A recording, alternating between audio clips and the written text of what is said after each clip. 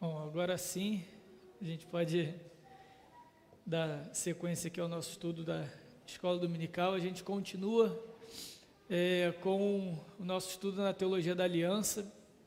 A gente começou lá atrás em Gênesis, com a doutrina da revelação, e graças a Deus a gente tem se aproximado do fim das nossas aulas. Essa é a penúltima.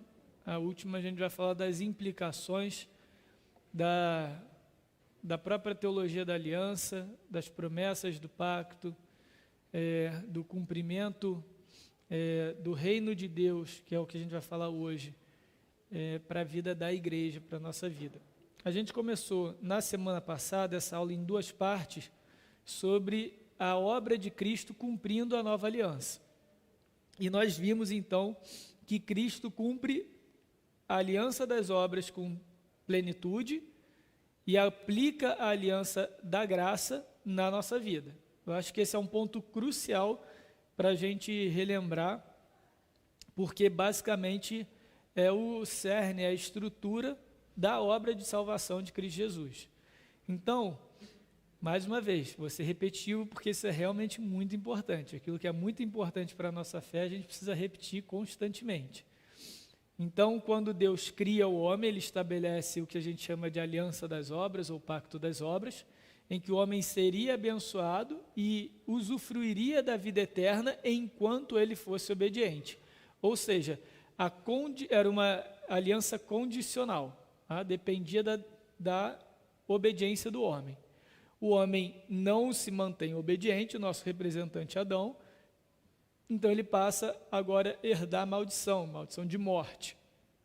Cristo, quando vem, ele cumpre duplamente essa primeira aliança. Então ele cumpre o primeiro aspecto positivo do pacto das obras, ou da aliança das obras, que é a obediência. Então ele é aquele que veio sem pecado algum, aquele que é o Filho de Deus enviado por Deus, que com toda a obediência cumpriu aquilo que Adão, na sua desobediência, não conseguiu cumprir. A gente leu o texto de Romanos sobre isso. Mas também ele atende às exigências negativas dessa primeira aliança, desse primeiro pacto, que é a morte. Então, ele cumpre as exigências positivas de obediência e toma para si as exigências negativas, ou a maldição da primeira obra, que é a morte. Então, ele morre como pecador, mas vive como um ser humano perfeito, como nosso representante, nosso mediador perfeito. Então, agora ele tem vida eterna nele, que ele possa entregar, que ele possa outorgar. E agora, como que a gente tem acesso a essa nova vida, a essa vida eterna? Não mais pela aliança das obras, a primeira aliança, porque o nosso representante pactual falhou. Mas Cristo se levanta como um novo representante de uma nova aliança, e que agora a vida eterna e as bênçãos pactuais não são mais condicionais. Não é pela nossa obediência, mas é pela graça de Deus, certo?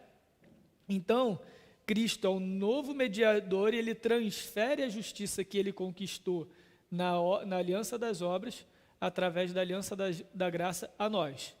E a gente viu na última aula, e eu até fiquei devendo de colocar no grupo da igreja, e eu vou pôr, como que a obra de Jesus é entendida no Novo Testamento como cumprimento de cada uma das promessas das antigas alianças, né? Então a gente viu sobre as expectativas de se formar um povo, de se formar uma nação, as expectativas de herdar a terra, as expectativas de vinda de um rei da descendência de Davi para estabelecer o reino eterno, as expectativas de perdão de pecados, e a gente viu que tudo isso foi cumprido na obra de Cristo. Como a gente sabe que o ápice da história da redenção, daquilo que a gente tem visto desde o início, desde que a gente aprendeu lá Gênesis 3,15, que o descendente da mulher pisaria a cabeça da serpente, que o ápice, que o auge, que o clímax dessa história é Cristo vindo ao mundo e estabelecendo o seu reino. Hoje a gente vai estudar especificamente os aspectos, as características do reino de Deus, do reino de Cristo. Que reino é esse que Cristo veio estabelecer? em que medida esse reino foi inaugurado por Cristo e o que falta desse reino para ser estabelecido. Isso é fundamental porque é nesse momento que a história da redenção encontra a nossa história. A gente está vivendo exatamente esse momento na história da redenção. Então, do que a gente viu até aqui, finalmente a história da redenção alcançou a gente, né, no tempo, digamos assim, no calendário, na nossa linha temporal. Então, por isso que é tão importante que a gente entenda o que é o reino, para que nós, como cidadãos do reino nessa terra, possamos viver de acordo com o reino de Cristo. E também para que a gente tenha esperança.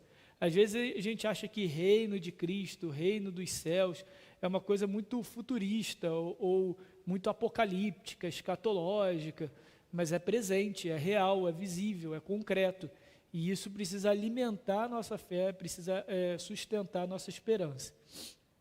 Então, eu queria começar aqui mostrando para vocês como é que a vinda do Messias, e aí quando eu falo Messias, ainda não associa Jesus, tá, gente? Embora a gente saiba que Cristo é o Messias, que Jesus é o Messias esperado, tá bom? É o ungido de Deus esperado e profetizado, antecipado no Antigo Testamento.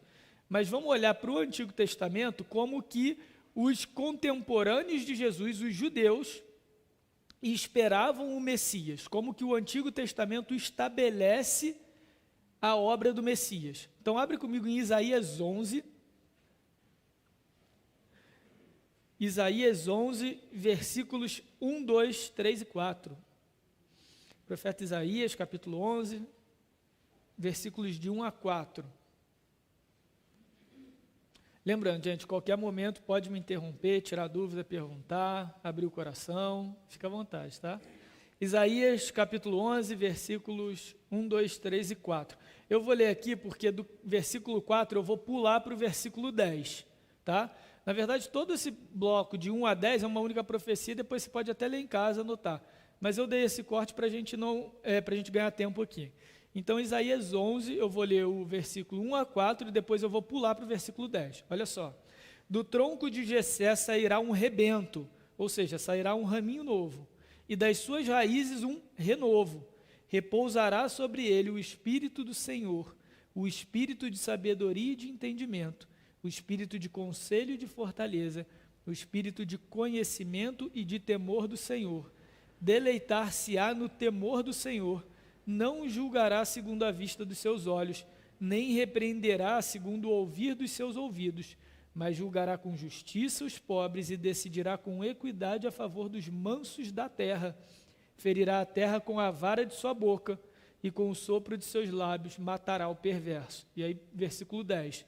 Naquele dia, no dia que então esse rebento chegar, recorrerão as nações à raiz de Jessé, que está posta por estandarte dos povos, a glória lhe será a morada. Então, gente, essa é a expectativa, a profecia de uma pessoa, de um indivíduo, de um homem, que sairia do tronco de Jessé, ou seja, descendente da tribo de Judá, e essa pessoa, então, assumiria um papel de glória, de justiça para o povo de Deus. Então aqui nessa profecia de Isaías, a gente tem tantos elementos espirituais, quanto elementos legais. O que eu quero dizer com isso? Esse Messias era esperado que ele conduzisse espiritualmente o povo de Deus para o caminho correto, esse povo que agora estava à beira do cativeiro, tá? Na profecia de Isaías. Então era um povo que constantemente sofria com idolatria, com apostasia. Então era esperado que um Messias, alguém sairia do meio do povo para conduzir o povo de novo ao caminho correto de temor ao Senhor, tá bom? Então é uma restauração espiritual que cabe ao Messias, mas é também uma restauração legal no sentido de justiça. Então ele vem trazer justiça aos pobres, decidirá com equidade a favor dos mansos, mas isso aqui não é justiça social, gente. Isso aqui é justiça daqueles que estão sendo injustiçados, daqueles que não têm acesso ao que deveriam ter, que estão à margem da sociedade. Então, o Messias iria equiparar, iria acabar com as incongruências sociais, com o desequilíbrio, mas ele também ia aplicar justiça no sentido de juízo. Por isso que ele coloca, ferirá a terra com a vara de sua boca. A vara de sua boca é a palavra de juízo desse Messias. Então ele vai julgar, como julgava um rei. Tá? Então, depois que passa o tempo dos juízes em Israel, a autoridade suprema de justiça para Israel eram os reis. Os reis julgavam, só que os reis eram reis humanos e não julgavam com equidade, eles julgavam segundo o próprio coração e não como o coração do Senhor. Então veja, tem uma expectativa muito forte, muito física de um reino que vai trazer justiça, que vai equilibrar todas as coisas, mas também vai conduzir o povo para um entendimento e uma adoração espiritual. Por que eu trouxe essa profecia de Isaías especificamente? Porque às vezes, quando a gente fala sobre Cristo ser o rei e herdar o trono de Davi, e quando a gente fala de Messias, a gente pode achar que são coisas separadas. Então que Messias é aquele que vem, que é ungido, é o separado de Deus para salvar o povo espiritualmente, e que o rei é aquele que vem estabelecer o reino. Mas no Antigo Testamento, esse daqui é só um exemplo para mim, um dos mais claros, a ideia do Messias estava unida à ideia do rei. É isso que eu quero mostrar para vocês, tá? A ideia do Messias estava unida à ideia do rei. Tanto que quando Cristo é crucificado, o que os romanos zombam e colocam em cima da cruz? Jesus Cristo, rei dos judeus. Mas ele se proclamava o Filho de Deus e o Messias. Então não existe essa separação no entendimento dos judeus contemporâneos de Jesus, de que o Messias ou o libertador, o restaurador espiritual do povo era uma figura e o rei era outra, entenderam? Por isso que muitos falsos messias surgiam naquela época, porque eram pessoas que iam se levantar contra o Império Romano para meio que tomar o poder do reino judaico, entenderam? E tinha um rei estabelecido por Roma, que era Herodes. Então, quando tinha uma profecia dizendo que um rei ia surgir, e esse rei ia libertar a nação de Israel, ia levá-lo de volta para o temor do Senhor, e iria estabelecer justiça a todas as nações, era uma ameaça ao rei Herodes. Não é à toa que quando os sábios do Oriente chegam para Herodes, a gente veio encontrar o rei dos judeus. Aí o que ele fala? Não, vai lá, onde é que a profecia diz que ele deve que ele deve nascer? Em Belém. Então vai lá e vê se é isso mesmo. E se for, me fala onde é para também adorar ele. E aí os sábios voltam por um outro caminho e Herodes manda matar as crianças até 3 anos. Por quê? Porque havia então essa tensão política. Então isso é muito importante para a gente, porque quando a gente fala de reino de Cristo, a gente tende de novo a espiritualizar demais o reino. Ou colocar todas as questões de reino de Deus muito para frente no que diz respeito ao estabelecimento da justiça, essa questão física. Entenderam até aqui como que a gente está construindo? A gente está entendendo, então, como que era a expectativa do Messias, do povo do Antigo Testamento, e por que a mensagem de Jesus e a obra de Jesus era tão crítica para o judaísmo daquela época. Porque era tão ofensivo Jesus se falar, assumir a posição de Messias. Às vezes a gente acha que assim, Jesus só escandalizava os judeus quando ele falava que ele era Deus. É lógico que ele escandalizava, mas só dele falar que ele era o Messias, isso também causava escândalo, porque tinha uma expectativa muito grande em torno do Messias, tá bom? E era muito unida a essa expectativa do rei. E aí então, o próprio Jesus, aí é onde eu quero chegar, ele mesmo, desde o início da sua pregação, associa a sua própria obra à chegada do Messias. Vamos lá no Evangelho de Mateus agora, capítulo 4.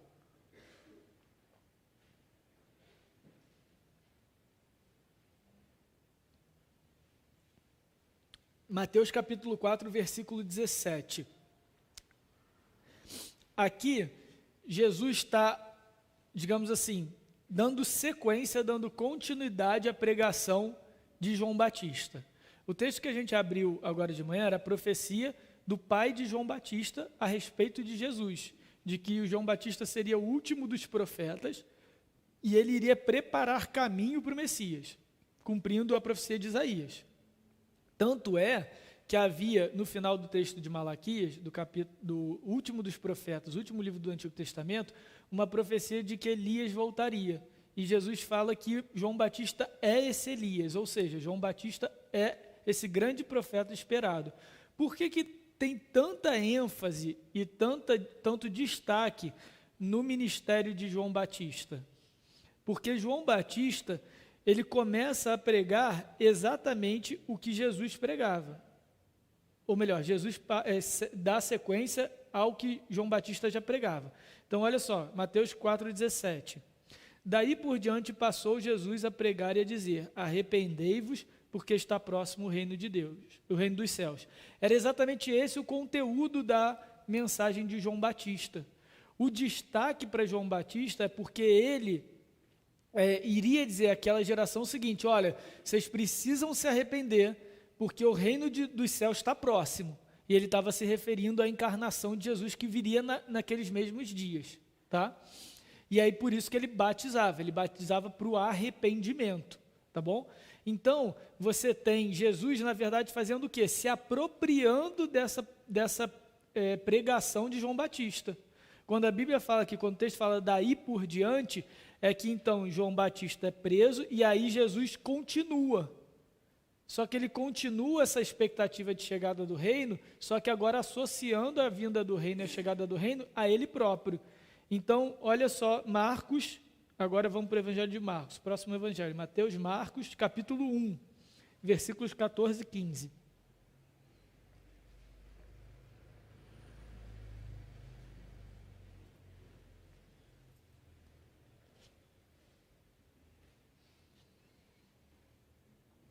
Então, depois, Marcos capítulo 1, versículos 14 e 15. Depois de João Batista, ter sido preso, foi Jesus para Galiléia pregando o evangelho de Deus, dizendo: o tempo está cumprido e o reino está próximo. Arrependei-vos e crede no evangelho.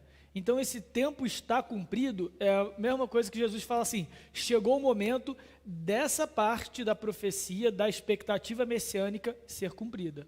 Chegou a hora. Então vocês se arrependam porque a gente está vivendo esse momento.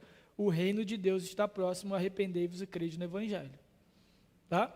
Então é assim que Jesus começa o seu ministério. E aí a pergunta que eu quero mandar para vocês aqui agora é a seguinte: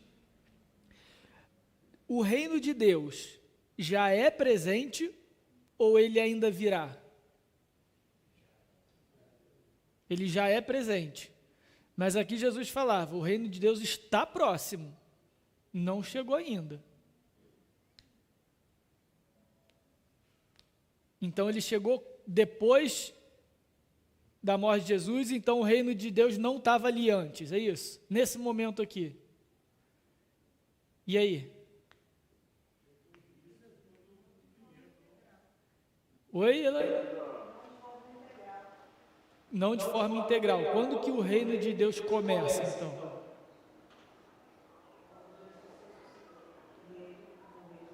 Então, antes disso, não havia reino de Deus. Deus não reinava.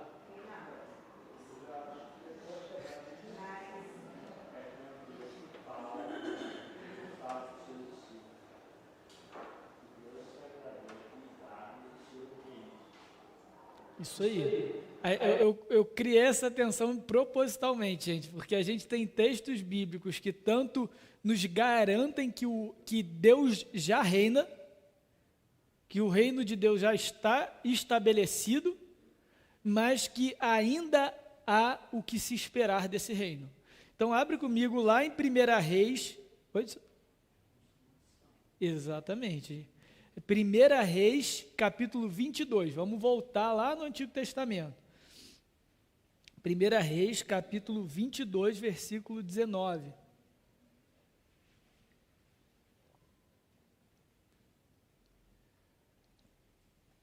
Aqui a gente tem o rei de Israel, aqui já era o tempo em que os reinos eram divididos, Israel e Judá. E aí então o rei de Israel, Acabe, vai chamar o profeta Micaías para ver se ele teria sucesso na batalha, tá? E aí então vem a profecia de Deus a Micaías, e ele diz o seguinte, 1 Reis, versículo 22 a 19. Micaías prosseguiu: ouve, pois, a palavra do Senhor. Viu o Senhor assentado no seu trono, e todo o exército do céu estava junto a ele, à sua direita e à sua esquerda. Esse é só um exemplo de outros textos, a gente tem nos Salmos também, falando que Deus reina e o reinado de Deus está estabelecido sobre toda a criação, certo? Mas a gente tem, então, a pregação de Jesus dizendo que o reino está próximo. Então, é essa tensão que a gente precisa resolver, tá? Como que vocês acham que a gente pode resolver essa situação? Vai lá, Franklin.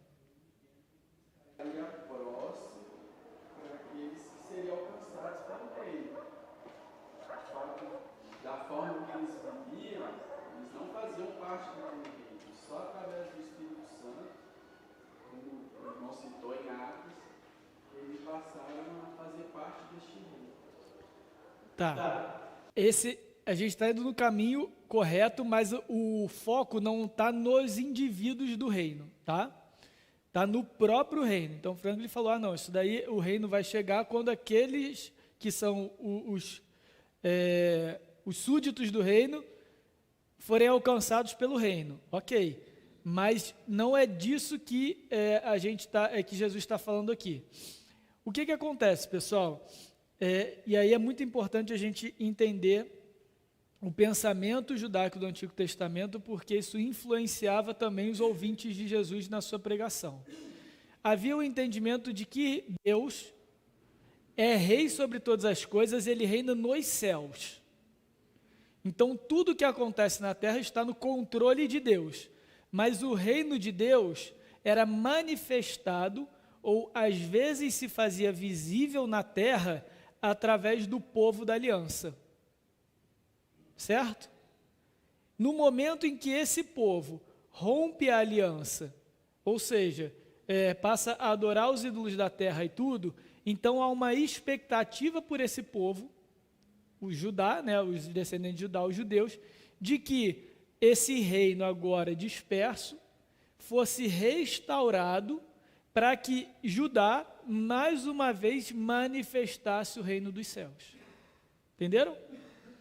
Então, esse entendimento de que o reino está próximo, o que Jesus está falando é o seguinte, olha só, está chegada a hora em que vai ser visível na terra, vai ser concretizado, vai ser aplicado aquilo que é nos céus, aquilo que já é realidade nos céus. Isso lembra vocês alguma coisa? Como é que é a oração conhecida como do Pai Nosso? Venha a nós o vosso reino, ou o seu reino, o vosso da Trindade, tá, gente? Seja feita a tua vontade, assim na terra como nos céus. Às vezes a gente acaba separando, né? Venha a nós o teu reino, seja feita a tua vontade, assim na terra como nos céus, como se fossem coisas separadas. Mas no estudo dessa oração, é um conceito único. A vontade de Deus vai ser executada na terra como nos céus, quando o reino que está nos céus estiver do mesmo modo presente e estabelecido na terra. Certo? Então, quando a gente ora o Pai Nosso, a gente precisa orar o Pai Nosso, não como uma repetição religiosa, mas é esse entendimento de que a gente está esperando que o reino venha. Ou quando a gente canta Maranata, vem Senhor Jesus, a gente está pedindo que o reino venha. É uma percepção nossa de que a realidade como hoje está não reflete a realidade eterna e absoluta do reino de Deus, que sempre esteve estabelecido nos céus. Ok? Então é isso que Jesus vem pregar. Deus, ele é rei. Então como é que a gente resolve essa tensão? Deus é rei, sempre foi rei, ele domina tudo e todos, ele conduz a história de forma soberana, como a gente falou aqui sempre, porque ele é criador de todas as coisas, então essa autoridade é dele por natureza. Mas por conta do pecado, há a tensão entre as descendências, lembra? Entre a descendência da serpente e a descendência da mulher? E o mundo agora jaz no maligno, agora você tem o reino das trevas avançando. Alguns fazem até a comparação de que o pecado, ou o reino das trevas, se eu não me engano é o Gerhardus Voss, um teólogo da teologia bíblica, ele vai dizer que o reino das trevas, ou o reino da serpente, é um parasita no reino dos céus. Que o pecado é um parasita nessa terra. E que então a obra definitiva de Cristo vem extirpar, vem acabar com esse parasita, estabelecendo o reino novo e fazendo novas todas as coisas, beleza? E por isso que no centro da nossa vida cristã precisa estar essa esperança, essa certeza e essa expectativa. Como que a gente evita fazer justiça com as próprias mãos? Sabendo que o reino de justiça vai ser estabelecido de forma eterna. Como que a gente passa pelas dificuldades, pelos sofrimentos da nossa vida? Sabendo que virá o reino perfeito, equilibrado, pacífico, estabelecido pelo Senhor Jesus. A gente tem essa expectativa, a gente tem essa segurança. Então, vai lá.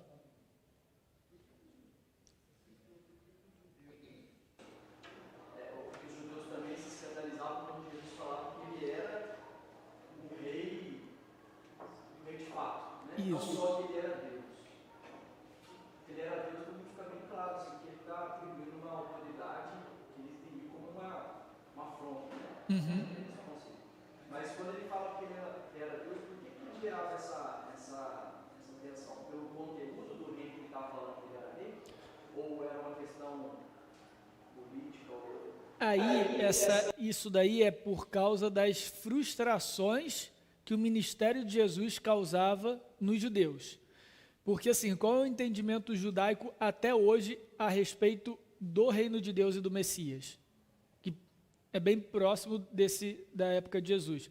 Eles entendem que virá o Messias, ele vai estabelecer um reino físico de Israel forte, literal, vai preparar o povo da aliança para herdar o reino dos céus.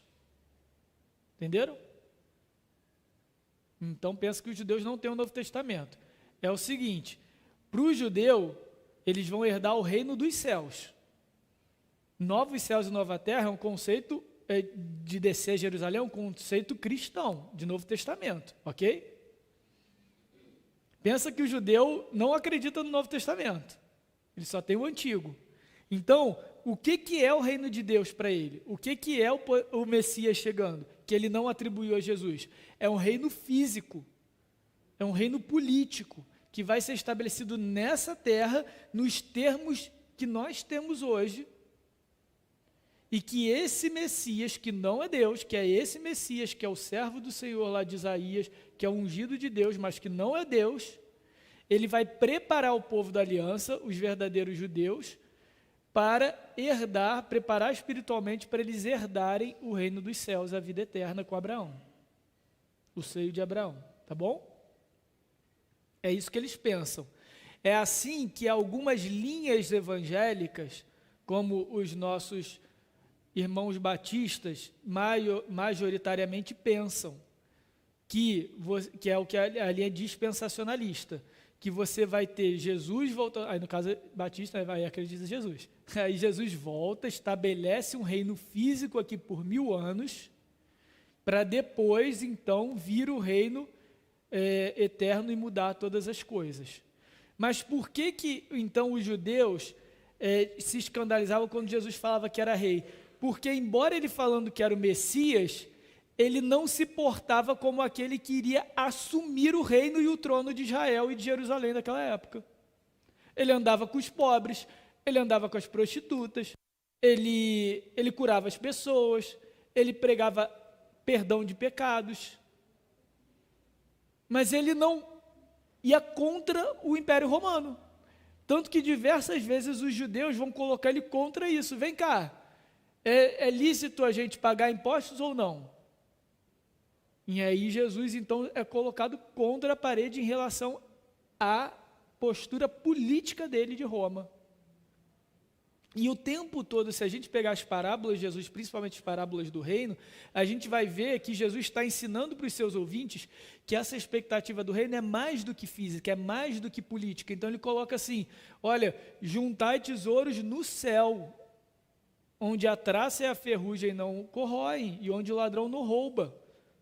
Ou seja, vocês são materiais, vocês são carnais, estão pensando, né? Muito aqui nesse mundo, ou quando ele vai falar, porque o reino de Deus é como um grão de mostarda, que embora seja a menor das sementes, gera a maior das hortaliças e crescendo, dá abrigo às aves do céu. Então assim, você vê como assim, o menor das sementes e tal. Aí um judeu olhando isso fala, não, realmente é porque o judeu hoje é um povo pequenininho, então ele vai crescer pra caramba e ele vai ser inclusive maior do que Roma. Então você tinha essa expectativa, uma expectativa que não era cumprida no Evangelho de Jesus, que não foi cumprida na obra de Cristo. E aí por isso gerava essa tensão, porque ele não se colocava como o Messias que eles esperavam, um Messias também político, que também ia libertar os judeus, porque o tempo todo, nas profecias, principalmente de Isaías, você tem uma ligação da obra do Messias com o termo libertação dos cativos.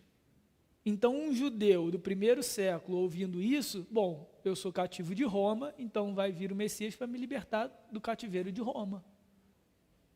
E quando Jesus vai ensinar, ele vai dizer que ele vem libertar do cativeiro do pecado.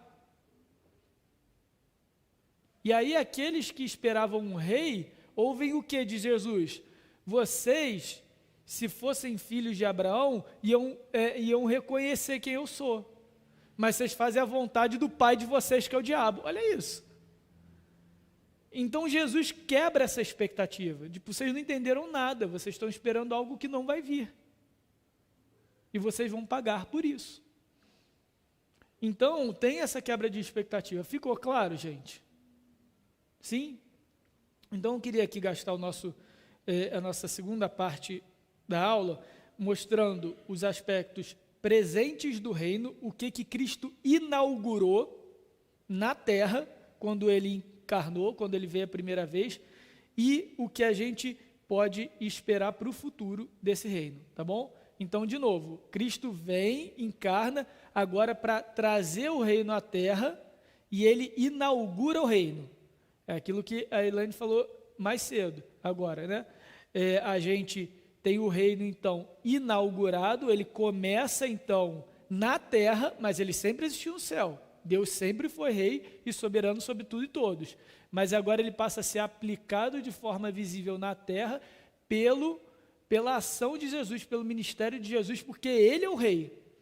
Mas ainda precisam acontecer coisas para que esse reino na terra seja estabelecido perfeitamente, tá bom?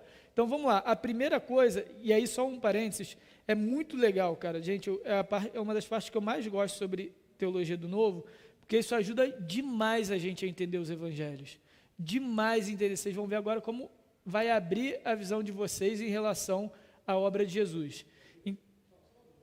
Claro.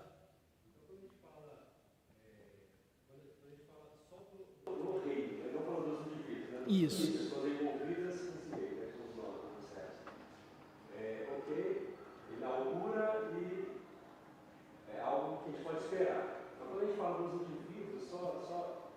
Já pode entender que nós já temos estabelecido esse reino sobre nós. Como a Bíblia fala, por exemplo, que nós já sentamos com Cristo, falando espiritual, nós já temos esse reino estabelecido. Né?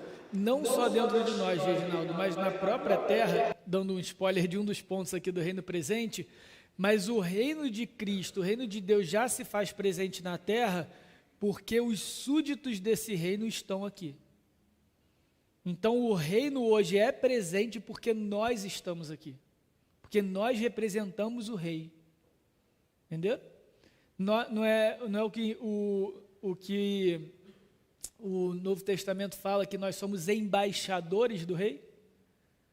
Antigamente, se um embaixador do rei, um representante do rei, ia com uma missão para uma terra distante e ele era morto, aquilo era um ataque diplomático, como se o próprio rei fosse atacado. É a mesma coisa de, por exemplo, eu explodir uma embaixada de um país estrangeiro aqui no Brasil. Se eu explodir, sei lá, a embaixada do Kuwait, vai ser, peguei um bem aleatório aqui, vai ser considerado um ataque terrorista ao próprio Kuwait, porque dentro da embaixada do Kuwait aqui é território do Kuwait. Entenderam? Então nós, como súditos do rei, nós representamos o reino. Então o reino de Cristo já faz presente também, porque a igreja é presente. Então, esse é um dos pontos. Então, eu vou adiantar esse ponto logo. Então, a gente já tem o reino presente porque os súditos estão presentes aqui. Mas vamos dar um passinho um pouquinho para trás no próprio ministério de Jesus. Então, tudo que Jesus fez, vou repetir, tudo que Jesus fez e nós temos registrado no Novo Testamento, mostra para a gente e tem o intuito de nos mostrar e mostrar para aquele pessoal que o viu e ouviu, que o reino é chegado, tá? Então, a primeira coisa, expulsão de demônios. Então, a gente vê muito no ministério de Jesus a coisa de expulsão de demônios, certo? E a gente vai reparar que muitas igrejas evangélicas tendem a concentrar os seus esforços na repetição desses pontos que eu vou colocar aqui, porque não entenderam teologia bíblica do novo. Não entenderam o objetivo de Jesus estar fazendo ali. Aquilo. Então, por que a gente tem tantos relatos e tantos registros de Jesus expulsando demônios e até os apóstolos de expulsando demônios no nome de Jesus? Isso mostra que o reino de Deus chega com poder e com glória. Porque aquele que antes dominava o mundo, os descendentes de Caim, o maligno, agora ele finalmente começa a ser vencido. Certo? Então o mundo antes jazia em trevas, conduzido por Satanás. Na linguagem de Apocalipse, as nações eram enganadas por Satanás. Por quê? Porque só o povo judeu tinha a mensagem da aliança. Certo? Então todas as demais nações eram enganadas, elas estavam vendadas à realidade da redenção, à história da redenção. Estava exclusivo ao povo de Israel. Mas o que Jesus vem então fazer é mostrar o seguinte, que o reino de Satanás, o reino dos descendentes da serpente, agora finalmente vai começar a ser destruído de forma definitiva. E ele faz isso colocando os demônios sob a sua autoridade. Tanto é que em alguns casos, um dos demônios chega para Jesus e fala assim: o que a gente tem contigo porque não é chegada a hora ainda? Não é? Então ele está falando assim, peraí, cara, ainda me deixa mais um pouquinho aqui. E aí em outro momento, quando Jesus vai expulsar, ele, não, me deixa aqui na terra, me manda aí para esses porcos. Não é isso que os demônios falam? Porque ele reconhece a autoridade do rei. Ele sabe quem está diante dele. E aí o que Jesus em alguns momentos fala para os demônios? Fica quieto. Não fala quem eu sou. Ainda não é a hora deles entenderem. Então, toda vez, gente, chave de interpretação, pulo do gato aqui agora. Toda vez que a gente tem um relato de expulsão demoníaca no Novo Testamento, o autor do texto, o evangelista, está querendo nos ensinar esse aspecto do reino de Deus chegando, de que a vitória sobre a serpente finalmente está começando a ser executada. Entenderam? É lógico que tem a libertação do indivíduo, tem aquela coisa toda, mas isso é circunstancial. Olha como que agora, quando a gente acaba vendo ministérios concentrados em expulsão de demônio, esvazia a mensagem bíblica. Aquilo ali era só uma ferramenta, era só um meio para Jesus mostrar que ele era diferente, que ele de fato era o Messias e que tudo aquilo que foi prometido ao longo das profecias finalmente se cumpria. É chegado o reino de Deus. Era isso que ele queria mostrar. Tanto que em uma das parábolas, ele vai dizer que o valente é amarrado. Não é isso que ele fala? Que como é que alguém vai entrar na casa do valente se o valente antes não for amarrado? É Cristo, então, tomando agora na terra aquilo que ele já é nos céus. Em outro texto, no Antigo Testamento, Jó, quando os filhos de Deus, e aí filhos de Deus no Antigo Testamento é uma referência aos anjos, bons ou ruins, porque chega a Satanás também, né? E aí então, Deus pergunta para Satanás, de onde é que você vem? Aí ele, de rodear a terra, não é isso que ele fala lá no texto? Então Satanás estava preso na terra. E eu vi Satanás caindo do céu como uma estrela. Então, ele está preso, ele veio à terra para dominar sobre a terra, para cegar o entendimento dos homens, até que viesse o rei. E Cristo então estabelece o reino agora na terra como é nos céus, com poder e com glória. Beleza, gente? Dúvidas? Podemos seguir? Aí só citando aqui um texto que nos sustenta nesse entendimento, Mateus capítulo 12, versículo 28. Você que gosta de marcar a Bíblia, é um excelente texto para você marcar. Mateus 12, versículo 28.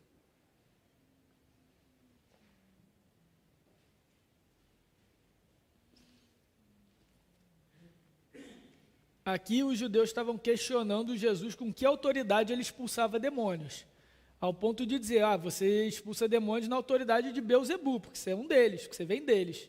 E aí é o argumento de Jesus, capítulo 12, 28 de Mateus. Se porém eu expulso demônios pelo Espírito de Deus, é chegado o reino de Deus sobre vós.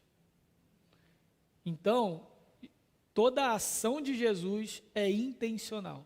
Sempre que a gente vê Jesus fazendo alguma coisa no Evangelho, a gente tem que se perguntar o que ele está querendo transmitir com isso. Qual é o aspecto do reino ele está querendo revelar para nós aqui?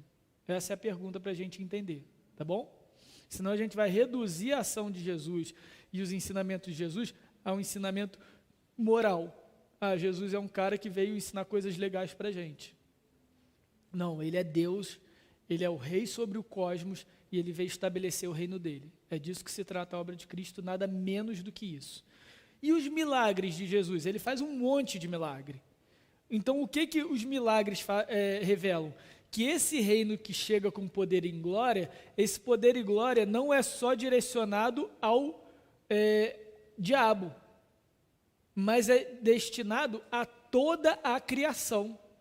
Todo milagre de Jesus mostra que ele tem o controle sobre o cosmos, na autoridade de próprio Criador. Então ele é quem anda sobre as águas, ele é quem multiplica pães e peixes, ele é quem transforma a água em vinho, ou seja, ele muda a realidade e a natureza das substâncias e da matéria, porque ele é aquele que trouxe todas as coisas à existência. Então esses milagres de Jesus, ou quando ele vai tirar uma moeda da boca de um peixe, ou ele já chega na praia e já está a comidinha ali pronta, ele já está fazendo ali o espetinho, né, e tal. Isso só mostra quando na pesca milagrosa, vejam, isso daí é o rei do cosmos colocando toda a realidade submissa à sua vontade para revelar a sua obra. Entendeu? Então, quando Jesus multiplica pão e peixe, ele não está querendo dizer para a gente que se a gente aceitar Jesus, ele vai multiplicar a nossa herança, a nossa conta bancária, a nossa despensa, porque agora vai sobrar e vai transbordar. Não. Ele está mostrando o seguinte, olha só, eu sou o criador de todas as coisas, eu controlo tudo que é produzido na terra vem do meu domínio, então eu sou o verdadeiro provedor de vocês. Vocês acham que tem pouco? Confia em mim que eu vou prover o que vocês precisam na medida que eu quiser, no tempo que eu quiser. Olha só como é diferente o ensino. Quando a gente olha sob a perspectiva de que é o rei falando. É isso que eu quero mostrar para vocês hoje, gente. Que todas as vezes agora que a gente encontrar Jesus no Evangelho, a gente tem que lidar com o rei de todas as coisas. Com o rei de todas as coisas. E aí então, esse rei chega com poder, aponta que Cristo é o Criador de todas as coisas, mas já aponta para algo futuro também que ele vai fazer, que ele vai restaurar toda a realidade, toda a criação, a um estado perfeito que foi perdido com o pecado. Então abram comigo Mateus 11, versículos de 2 a 5. Então os milagres de Jesus, eles mostram que o reino é chegado com poder, mas também antecipa a restauração física de toda a criação que a gente vai usufruir nos novos céus e nova terra.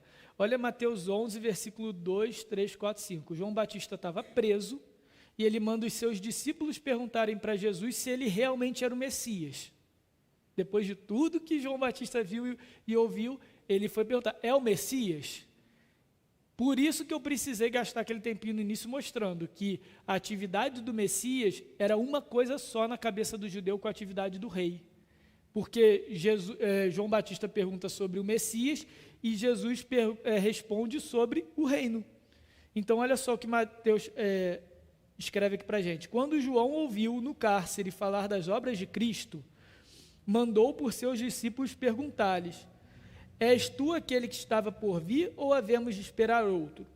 E Jesus respondendo disse, ides e anunciai a João o que estás ouvindo e vendo, os cegos veem, os coxos andam, os leprosos são purificados, os surdos ouvem, os mortos são ressuscitados, e aos pobres está sendo pregado o evangelho. O que Jesus está falando?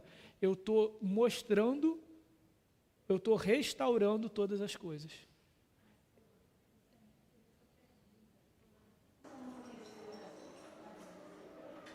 Ele conhecia, ele tinha as profecias, ele tinha o Espírito do Senhor, mas João Batista era homem, com as suas dúvidas. João Batista era judeu e, embora fosse o último dos profetas, ele foi criado nessa expectativa messiânica. Só que essa pergunta, sim, ele era primo de Jesus, eles provavelmente cresceram juntos. Mas ele sabia que Jesus era o Cristo, era o Messias. Mas tudo bem ter dúvidas. Sim, e a gente precisa fazer que nem João Batista, ir até Cristo e pedir que Ele sane as nossas dúvidas. Agora, o que a gente às vezes olha, irmã, é numa ótica negativa dessa pergunta de João Batista. Porque João Batista está fazendo a leitura das obras de Jesus igual a gente aqui, não igual os judeus da época.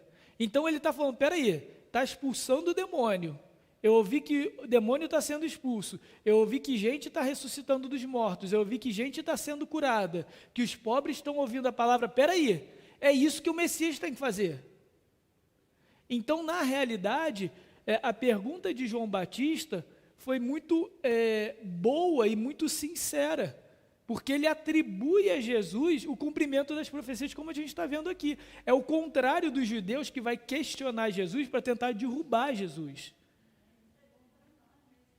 Exatamente. Então, assim, é como se João Batista estivesse perguntando, olha, tudo que eu estou vendo me mostra que realmente você é o Messias, mas eu quero ter certeza, é isso mesmo? E aí o que Jesus responde? Ele responde exatamente que ele está restaurando todas as coisas através dos seus milagres. Então, de novo, o milagre, a expulsão de demônio, a cura, nunca é a mensagem central daquele texto. Nunca é a mensagem central daquele texto. Quando Jesus cura um cego, ele depois vai provocar os judeus a respeito de que eles estavam cegos. Então ele vai colocar sobre uma realidade espiritual, uma cegueira espiritual. Então o tempo todo a gente vê Jesus lidando com a morte. Várias vezes ele vai dizer que as pessoas estão dormindo quando elas estão mortas, né? E aí então, o que acontece?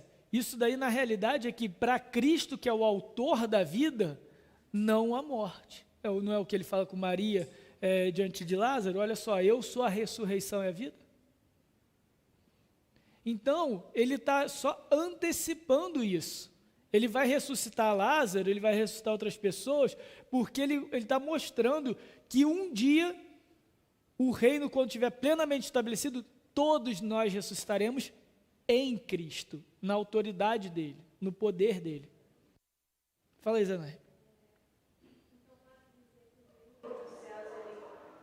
Ele está estabelecido, mas não em sua totalidade? Exatamente, é essa a ideia. Cristo vem estabelecer o reino, ou inaugurar o reino, mas agora na terra ele está avançando.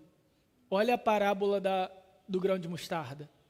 Ele está avançando, ele está avançando.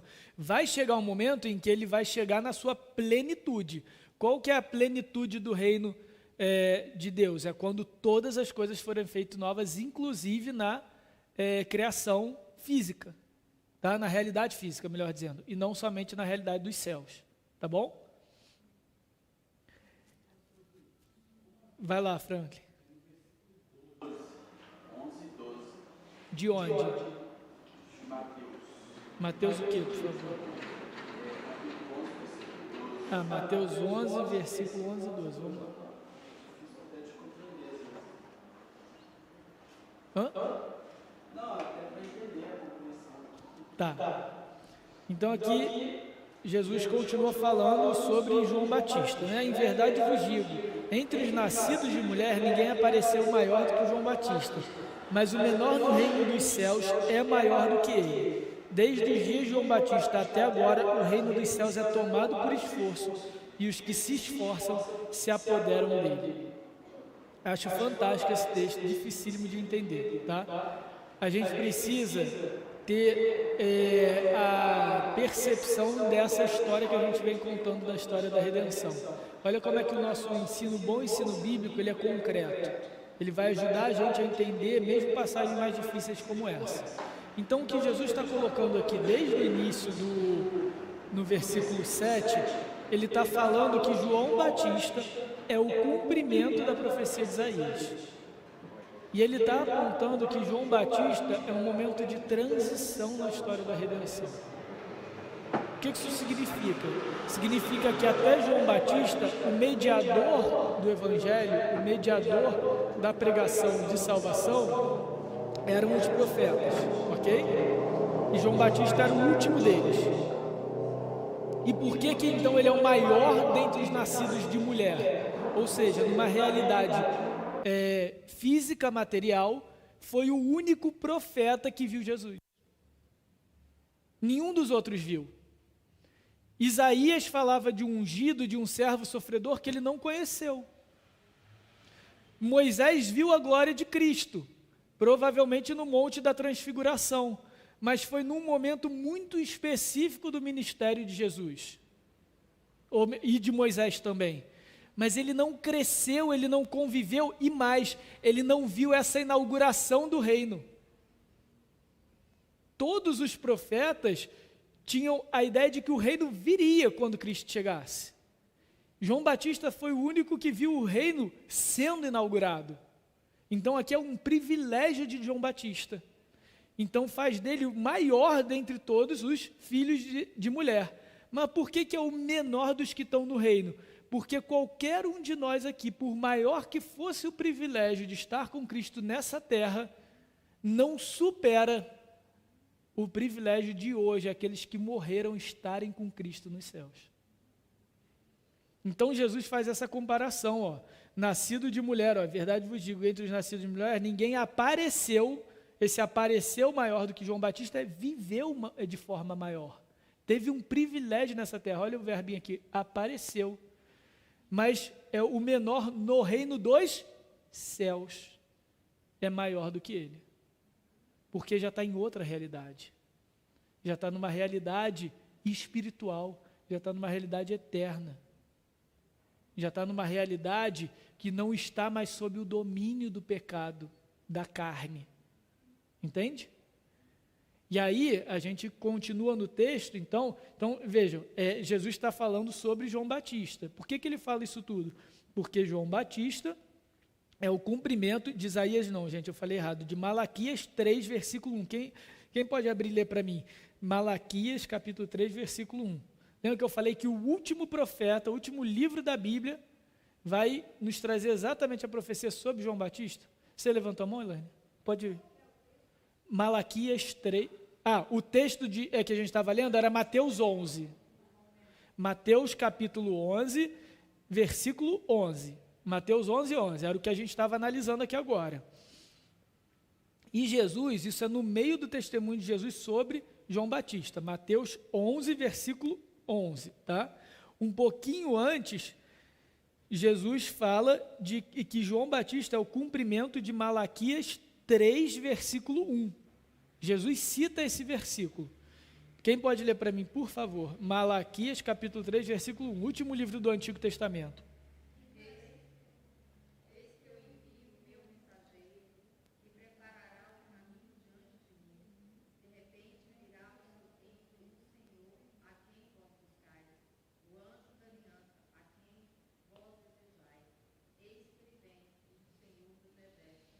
Viu? Então, Malaquias fala a respeito desse que vai preparar o caminho para o anjo da aliança. Anjo é mensageiro da aliança. Tá? Não, aqui não necessariamente o ser angelical, mas o mensageiro da aliança. E aí por isso que Cristo então vem pregar o evangelho aos pobres, como ele vem colocando aqui no mesmo capítulo de Mateus 11. Pregado o evangelho aos pobres, porque ele é o anjo da aliança, ele é aquele quem vem pregar. E João Batista vem antecipar isso, vem preparar caminho para Jesus, tá bom? E a própria pregação do evangelho, gente, é um cumprimento também do reino, é um elemento da inauguração do reino que a gente acaba não percebendo ou não compreendendo a importância e o poder que a gente tem de pregar o evangelho. Às vezes a gente acha que pregar o evangelho é só assim, não, eu tenho que falar para os outros aquilo que Deus fez em mim. Certo, é isso também. Jesus nos comissionou a ir por todo mundo e pregar o evangelho a toda criatura. Sim, mas tem algo, quando Jesus chega sobre pregar o evangelho que continua na igreja, aquilo que a gente estava falando a partir da pergunta do Reginaldo, que é importantíssimo para a inauguração do reino. O fato de nós podermos pregar o evangelho é sinal de que o reino dos céus está presente e Cristo inaugurou isso. Porque antes a mensagem de pregação era restrita aos profetas. Agora Deus derramou o seu Espírito a todo o seu povo, cumprindo a profecia de Joel, não é? Então todos agora podem proclamar as boas novas. Em certo sentido, todos nós podemos profetizar, porque agora nós falamos a mensagem de Deus aos povos, nesse sentido. Então, a própria pregação é um cumprimento, uma forma, é uma marca da inauguração do reino, da chegada do reino. Enrolei aqui, gente, desculpa. Então, abre comigo em Lucas capítulo 4, versículos do 16 ao 21. É um texto um pouquinho maior, mas ele é importantíssimo. É Jesus aplicando, então, as profecias de Isaías ao seu próprio ministério. Lucas capítulo 4, versículos 16 a 21. Vou ler aqui, gente. Indo para Nazaré, onde fora criado, entrou num sábado na sinagoga, segundo o seu costume, e levantou-se para ler. Então lhe deram o livro do profeta Isaías, e abrindo o livro, achou o lugar onde estava escrito: O Espírito do Senhor está sobre mim, pelo que me ungiu para evangelizar os pobres, enviou-me para proclamar libertação aos cativos e restauração da vista aos cegos, para pôr em liberdade os oprimidos e apregoar o ano aceitável do Senhor. Tendo fechado o livro, devolveu-o ao assistente e sentou-se. E todos na sinagoga tinham os olhos fitos nele. Então passou Jesus a lhes dizer: Hoje se cumpriu a escritura que acabais de ouvir.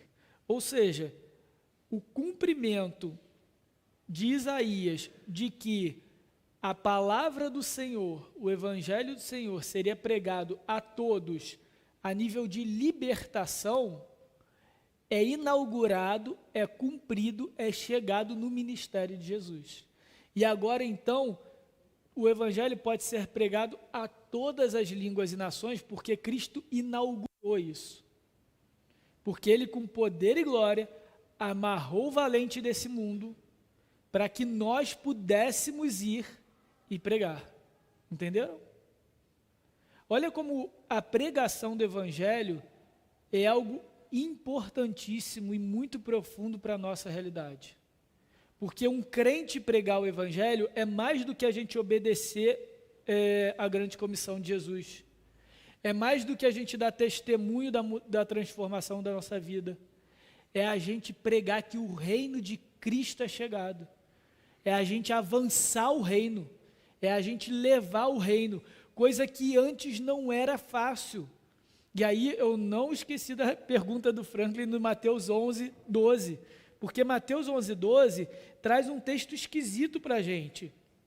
12 e 13, né?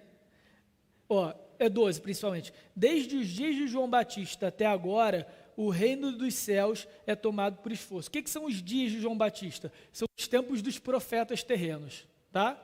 Não do dia que João Batista nasceu propriamente dito, tá bom? Então, o reino dos céus é tomado por esforço, e os que se esforçam se apoderam dele. Ou seja, o reino dos céus avança sempre na luta, sempre na guerra, sempre na dificuldade. Por quê? Porque ainda não havia chegado esse tempo em que o Espírito Santo ia ser derramado sobre todos. Tanto é que Jesus, quando vai se referir à atividade religiosa dos judeus, ele vai colocar algo muito, muito negativo. Então, olha só o que acontece, a gente tem que entender isso que eu acabei de ler em Mateus 11, 12, né, de que o reino é tomado por esforço que se apoderam dele, à luz de Mateus 23, 37. Como é que o reino de Deus avançava nos tempos dos profetas? Como é que a palavra chegava ao povo? Mateus 23, 37. Olha o que Jesus fala, é um lamento de Jesus. Jerusalém, Jerusalém, que matas os profetas e apedrejas os que te foram enviados. Quantas vezes quis eu reunir os teus filhos, como a galinha junta os seus pintinhos debaixo das asas, e vós não quisestes. Ou seja, é marcado o tempo dos profetas sempre com rejeição, perseguição religiosa e dureza de coração. Jeremias é jogado numa vala, o próprio Micaías, quando vai falar com Acabe, a galera chega e fala, olha, Micaías, vê lá o que você vai falar, está todo mundo falando coisa boa para o rei. E Micaías vai falar exatamente o contrário, aquilo que vem do Senhor. Então o reino de Deus sempre foi avançando com esforço, sempre avançando contra a dureza do coração do próprio povo de Deus, com muita dificuldade. Por exemplo, também quando a gente vê o profeta Elias entrando depois assim, cansado, quase que em depressão, depois de ter vencido os profetas de Baal, o que Deus vai falar? Que ele separou do meio do povo 7.000 que não se contaminaram. Então sempre foi um pouquinho, em meio a tanta perversão, em meio a tanta pressão, Deus estava sempre guardando um pouquinho, sempre restaurando, sempre preservando o seu povo eleito. E sempre foi com muito esforço. Isso até João Batista, mas agora não, agora o evangelho vai avançar. E vai avançar a plenos pulmões, ele vai avançar com toda a força, com toda a glória, porque Cristo vem inaugurando. É por isso que no texto que a gente leu de Zacarias, aquele que viria, né, o Messias, ele vem, sai o cetro da sua boca, é a sua mensagem. Em Apocalipse, é dito que o cavaleiro branco do cavalo branco sai com uma espada afiada da sua boca, que fere todas as nações. Isso é o Evangelho.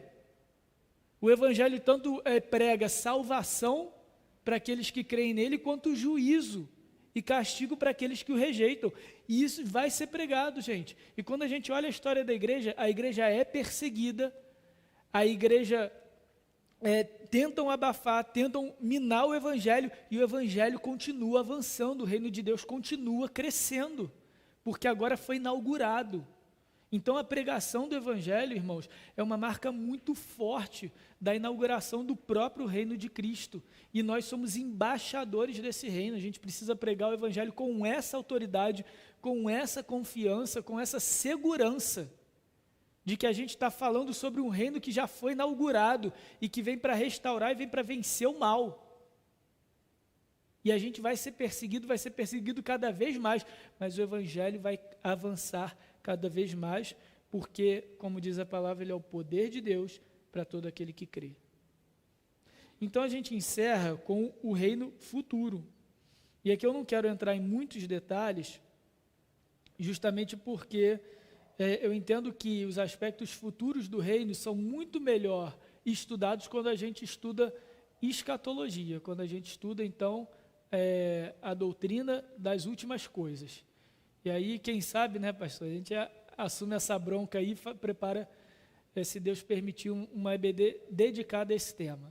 Então, não querendo avançar demais nesse tema, mas não deixando de dizer aquilo do reino de Jesus, do reino de Cristo, do reino de Deus, que ainda precisa ser estabelecido. Ele não foi plenamente estabelecido, mas a gente tem a garantia. Primeiro, a gente pode pregar o evangelho com confiança porque ele vai avançar. Ou seja, esse estabelecimento, esse avanço do reino é algo dinâmico, é algo que precisa ser mantido pela ação da igreja. É por isso que Jesus diz a Pedro: tu és Pedro, e sobre essa pedra edificarei a minha igreja, e as portas do inferno não prevalecerão contra ela. Aqui ele estabelece Pedro como pedra, não porque ele era alguma autoridade maior do que todos os outros, e assim a gente deveria assumir ele como cabeça da igreja, debaixo do cabeça de Cristo, como os católicos romanos assumem, mas que ele realmente era o líder do colégio apostólico, ele realmente era o líder da igreja de Jerusalém, e ele é o primeiro de muitos que vão conduzir a igreja.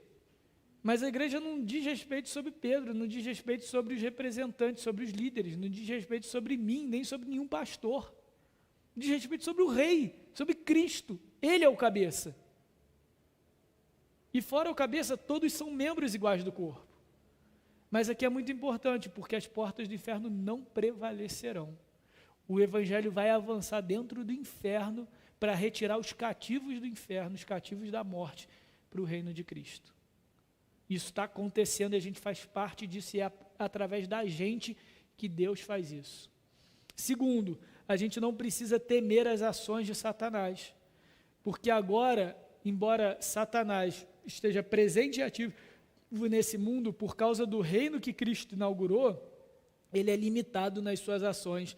Olha o que Tiago vai nos dizer: sujeitai-vos, portanto, a Deus, mas resisti ao diabo, e ele fugirá de vós. E aí eu quero que os irmãos abram em Apocalipse, o nosso último texto, Apocalipse 20, versículos 1, 2 e 3. Apocalipse 20, versículos 1, 2 e 3.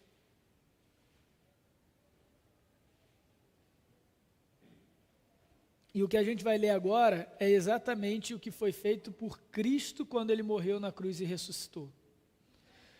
Então vi descer do céu um anjo, e tinha na mão a chave do abismo, em uma grande corrente.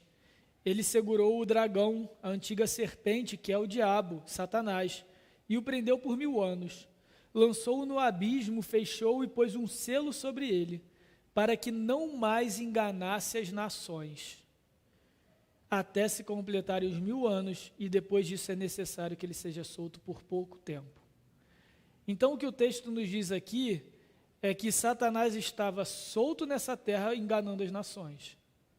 É o tempo em que a gente teve a mensagem da redenção, a história da redenção, a mensagem da salvação restrita ao povo de Israel. E todas as demais nações só teriam a mensagem de salvação se elas passassem a fazer parte do povo de Israel. Mas então, quando Jesus chega, ele inaugura uma nova era, uma nova época, em que Satanás está amarrado, está acorrentado para quê? Não mais enganar as nações. E é por isso que nos é dada as nações. Se Jesus, em Mateus 28, fala que é para a gente ide e por toda a terra, é porque agora aquele que enganava toda a terra está preso.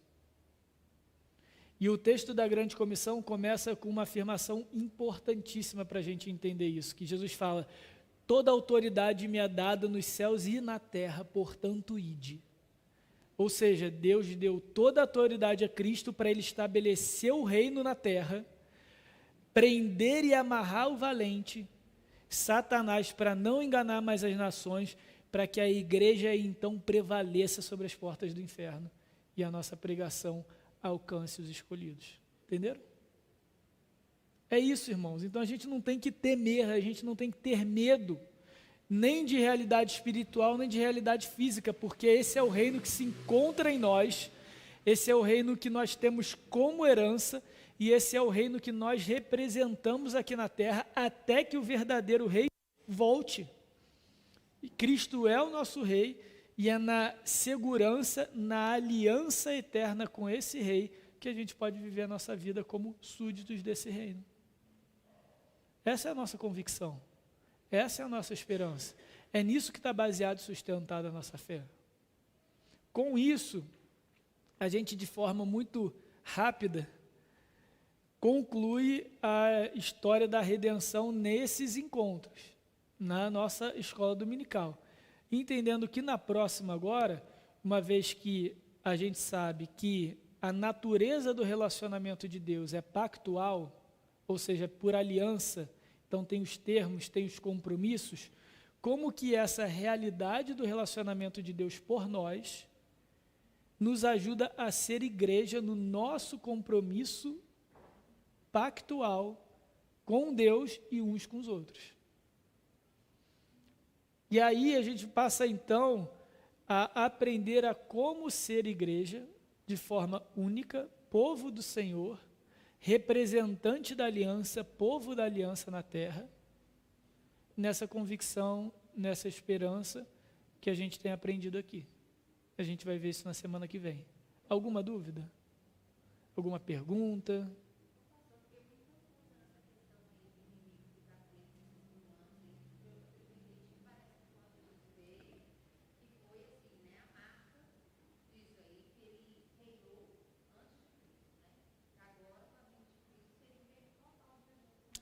Isso.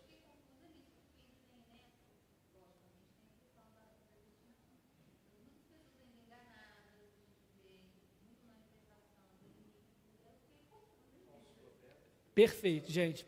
É para perguntar mesmo. É o seguinte, uma ilustração que eu gosto na hora de explicar essa parte de Satanás estar preso, é que ele é tipo um cão brabo acorrentado. Entendeu? Sabe aquela coisa assim, tipo, morde, relaxa, o cachorro está preso, mas não chega muito perto não, que ele morde. Ele não é o devorador dos crentes que está ao derredor. Então ele tem uma limitação, ele tem um raio de alcance limitante. Agora minha pergunta é, quem que está segurando a corrente? Cristo. Satanás é o cão de Cristo. Acho que foi Lutero que disse, até o diabo é diabo de Deus. Então, ele segura a corrente. E Cristo, na sua soberania, na sua glória e no seu poder, ele dá a Satanás o raio de ação de acordo com a sua vontade. Então, sim, vão acontecer problemas, Satanás continua agindo. Se nós nos aproximarmos demais do cachorro, a gente vai ser mordido. Mas se a gente resistir a ele, ele vai fugir de nós. Por quê? A gente representa o rei.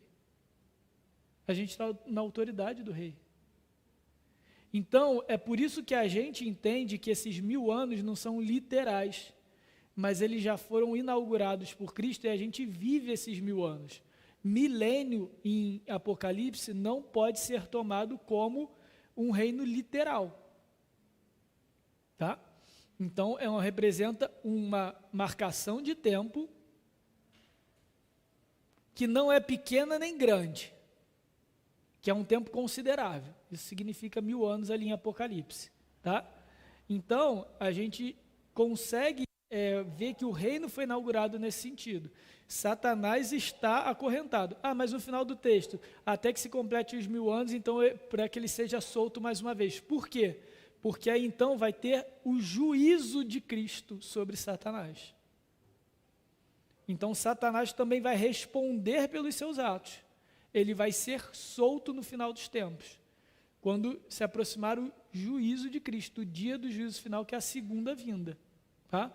Algumas pessoas entendem que, por causa desse caráter do Evangelho, de que o Evangelho é o poder de Deus e ele vai avançando, como a gente falou, o mundo tende a melhorar cada vez mais que o Evangelho avança e que o reino de Deus avança, até que Jesus venha, tá bom?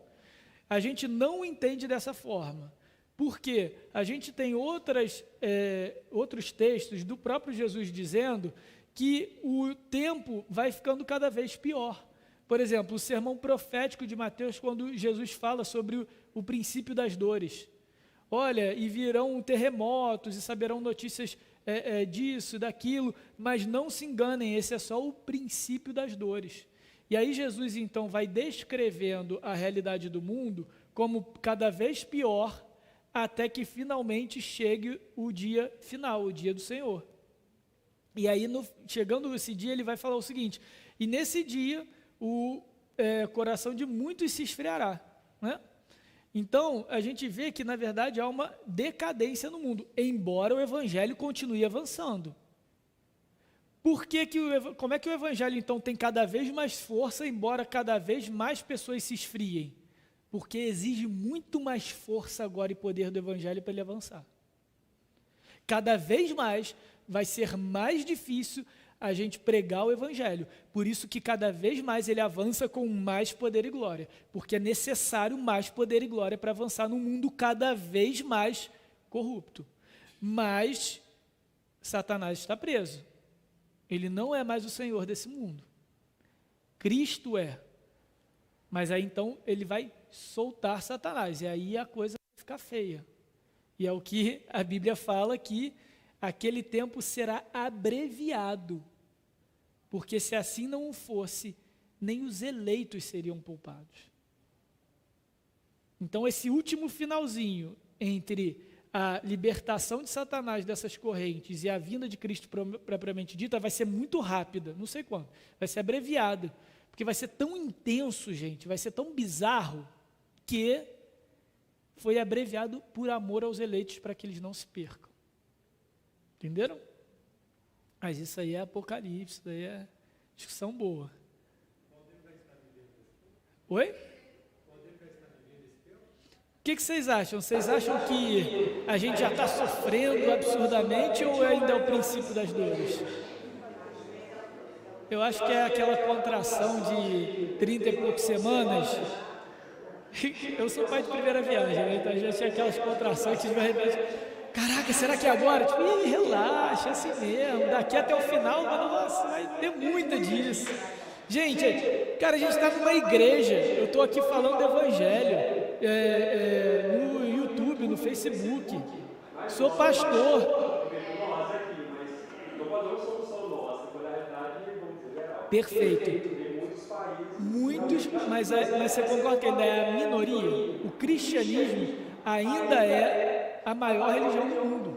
Se a gente juntar cristianismo católico com o evangélico, né, e as seitas orientais. A gente tem as três grandes religiões monoteístas do mundo. O judaísmo, o islamismo e o cristianismo. A gente avança há muito. E graças a Deus por isso, a gente, ao mesmo tempo que a gente tem muito esfriamento na Europa, a gente tem um grande crescimento na África e na Ásia. Alguns já até dizem, alguns missiólogos recentes dizem até que o novo centro de missões do mundo é a África, que da África já tem começado a sair outros missionários do mundo. Então, assim, a gente ainda está no princípio do princípio das dores, gente. Relaxa. Tá ruim, vai ficar pior, gente, mas Deus é mais.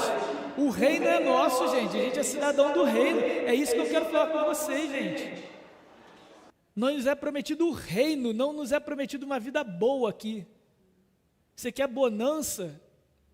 Espera o reino. Mas tem de bom ânimo, eu venci o mundo. Eu venci o mundo, eu estabeleci o meu reino. Esse mundo agora é meu reino está aqui. Agora é o mal que se sujeita a Cristo. Gente, vocês têm noção que o Cristo que ouve as nossas orações, que intercede pelos nossos pecados, que está junto ao Pai como advogado justo, Ele é o Rei de todas as coisas. Tudo que existe está sujeito a Ele. Não tem maior carteirada que essa, gente.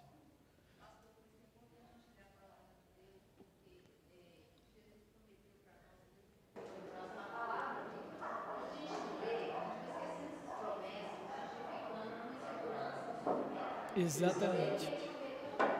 Já está garantido.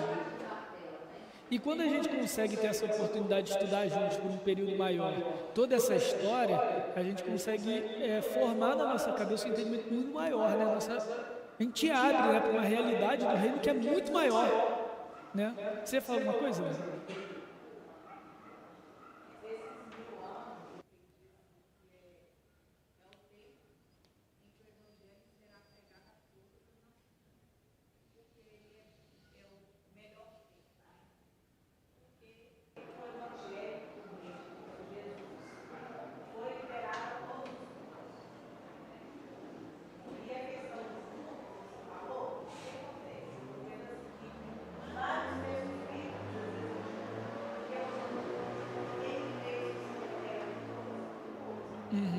Exatamente.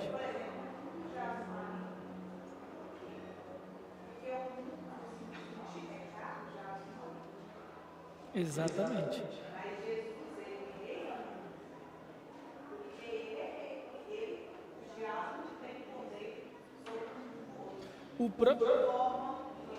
Sim. Isso que você falou é importante. Até o conceito de reino de Deus, reino dos céus, nos evangelhos muda.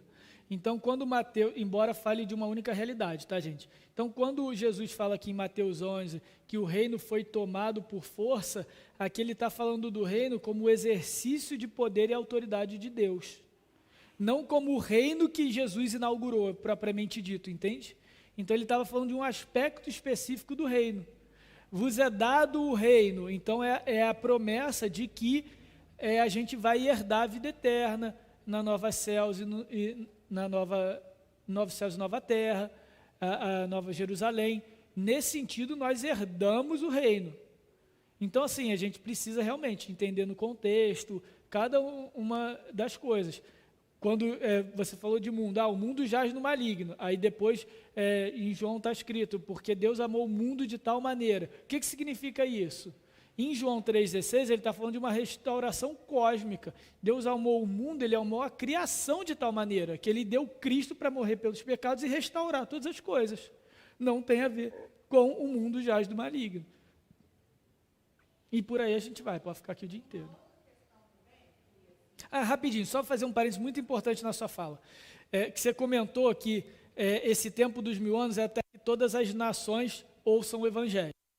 Isso é uma tendência missiológica de entender esse texto dos 1000 anos, mas eu não acho ela tão precisa, porque o que vai definir a conclusão desse tempo não é o número de nações ou pessoas que ouvem o evangelho, mas é o número dos eleitos, gente. O número dos eleitos já não está definido? Sempre vai ter alguém que não ouviu o evangelho. Imagina uma criança de 6 meses, ela não ouviu o evangelho. Aí, de repente, vai parar de nascer gente para todo mundo ter oportunidade de ouvir? Não. Entendeu? Não fecha a conta. É quando o número de eleitos se concluir. Aí Cristo vem. Porque nenhum será perdido. Não é essa a garantia que Ele nos dá? Então, às vezes as pessoas até fazem, né? é o relógio do Apocalipse. Faltam tantas nações, faltam tantos povos não alcançados, e a gente alcança tantos povos por mês, então a conta é 2012. Não, peraí que eu errei a conta, esqueci a vírgula, é 2032 e tal. Aí a galera tenta especular isso. Gente, não nos cabe saber. Não é o que Jesus fala também? Que não cabe a gente saber tempos e eras e datas, essas coisas. Não cabe, não precisa. O que a gente precisa saber? Que o reino vem. Então, a medida desses 1000 anos é a garantia dos eleitos. Quando o último eleito se converter, Cristo chega. Quer dizer, não sei se é exatamente assim não, tá, gente? Está gravando, então daqui a pouco alguém tem aí calendário de eleito. Para com isso. Mas é assim, a ideia é essa, tá? A referência é o reino sendo formado, tá? Beleza, vale as contas, mas o referencial são os eleitos, não as nações, entendeu? É isso aí. Vai que tem uma nação que não teve eleito nenhum. Sei lá, estou falando, especulando aqui besteira agora. Entendeu, gente? Então, assim, realmente, todas as nações vão ser alcançadas e tal, a gente tem essas profecias. Mas, de novo, a referência é sempre o reino e sempre aqueles que formam o reino. Tá? A nossa missão tem que estar direcionada para o reino, para aqueles que herdarão o reino.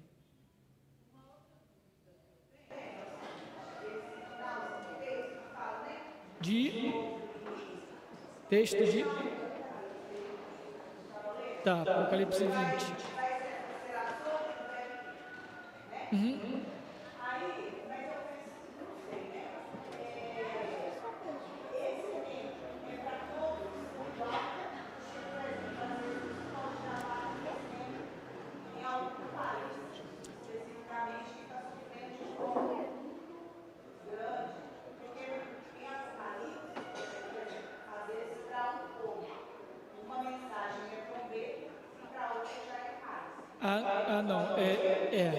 Não. Inclusive, a gente tem que... por que não?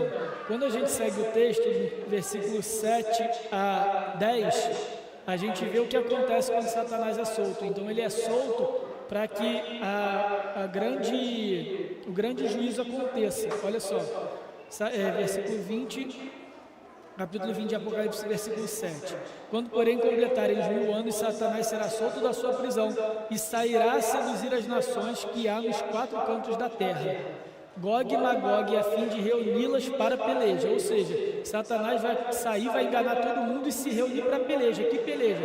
É o Armagedon, é a grande guerra contra os servos do Cordeiro e contra o Cordeiro e seus anjos, tá? Que João tinha acabado de escrever em Apocalipse 19. O número dessas é como a areia do mar. Então, dessas nações que vão seguir Satanás. Marcharam então pela superfície da terra, sitiaram o acampamento dos santos e a cidade querida. Desceu, porém, fogo dos céus e o consumiu. O diabo, o sedutor deles, foi lançado para dentro do lago de fogo e enxofre, onde já se encontram não só a besta, como também o falso profeta, e serão atormentados de dia e de noite pelos séculos dos séculos. Então, na verdade, Satanás é solto, ele reúne um último exército, quando ele vai para a luta, cai fogo do céu, destrói tudo, ninguém luta. É um texto maravilhoso, Apocalipse 19. E ele então finalmente vai para o lago de fogo e enxofre, que é a condenação eterna. Tá bom? Franklin, você tinha levantado a mão?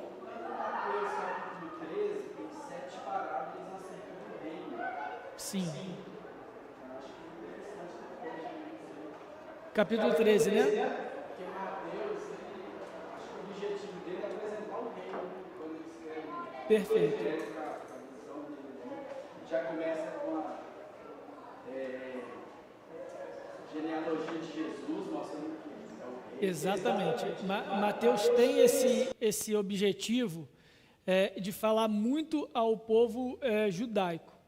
Ele tem muitas referências do Antigo Testamento e ele vai seguindo em Mateus uma cronologia do próprio povo, da própria herança do povo. Então ele começa com a descendência e depois ele vai falar sobre o nascimento de Jesus, sobre a saída de Jesus para o Egito e o cumprimento da profecia, né?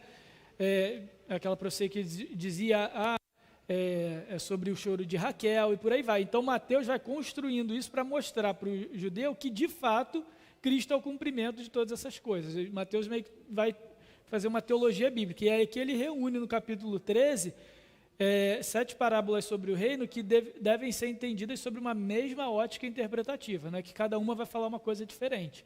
A gente quando lê Mateus 13 aí em casa, procura os elementos que são comuns a cada uma das parábolas, porque essa é a grande mensagem sobre o reino aí em Mateus. Tá? Mas o reino de Cristo, o reino dos céus, é um tema muito importante de Mateus. Tá?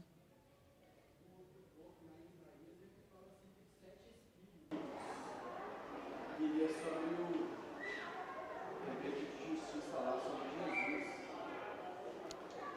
Deixa eu achar o texto. 11, né? Exato. Começa a partir do versículo 2.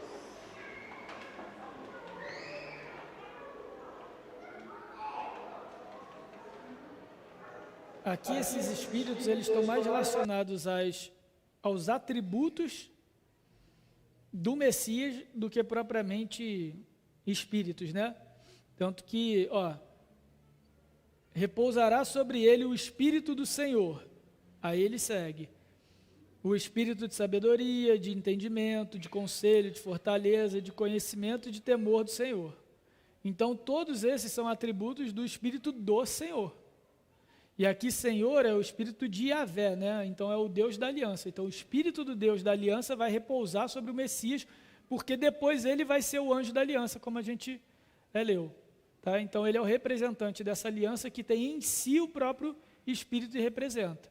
Não é à toa que quando Jesus é batizado, o Espírito de Deus aparece como uma pomba.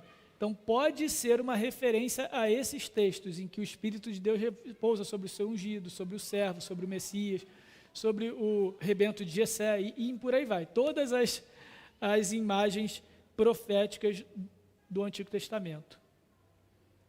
Tá bom, gente? Mais alguma coisa? Vamos almoçar? Então vamos orar, para a gente encerrar nosso momento aqui. Senhor, nosso Deus e Pai, nós te louvamos, Pai, porque a nós foi dado o reino, não por nosso mérito, não pelo nosso próprio braço, pela nossa própria força, mas pela tua graça, porque assim aprove ao Senhor. A gente reconhece que há muitos mistérios do reino de Cristo, há muitos mistérios do teu reino, Senhor, que estão muito além da nossa compreensão, mas aquilo que nos cabe compreender é suficiente para que nós depositemos a nossa fé no Senhor, para que a gente tenha confiança na tua salvação, para que a gente tenha esperança nos nossos dias, para que a gente tenha coragem para pregar o evangelho do Senhor.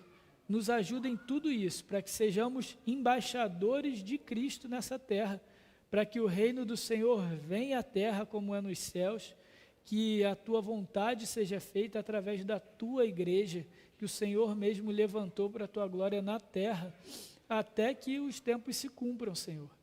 Nos dá entendimento da tua palavra, tão difícil para nós, mas graças ao Senhor, o Senhor nos derramou o Espírito para nos libertar do cativeiro do pecado, para curar os nossos olhos da cegueira e do engano de Satanás. Te louvamos por isso. E que assim possamos viver, Pai, que a nossa conduta diária esteja de acordo com aquilo que aprendemos do Senhor, com aquilo que o Espírito revela a nós a cada dia através da Tua palavra registrada. Que assim seja hoje e sempre no meio do Teu povo e que o Senhor se alegre da Tua igreja nisso, Pai. Nos dê um ótimo dia, nos dê um dia de descanso, assim o Senhor separou para nós. Te agradecemos porque o Senhor é o provedor das nossa casa, dos nossos corpos, pelo alimento, e porque o Senhor separou um dia para prestarmos culto ao Senhor. Por isso, conduza-nos em segurança até em casa e nos convoque novamente em paz para que possamos prestar culto ao Senhor, porque só o Senhor é digno de toda a honra e de toda a glória. Oramos em nome do nosso Rei, Senhor Jesus, que vem e vem com poder e glória, em nome de Cristo. Amém.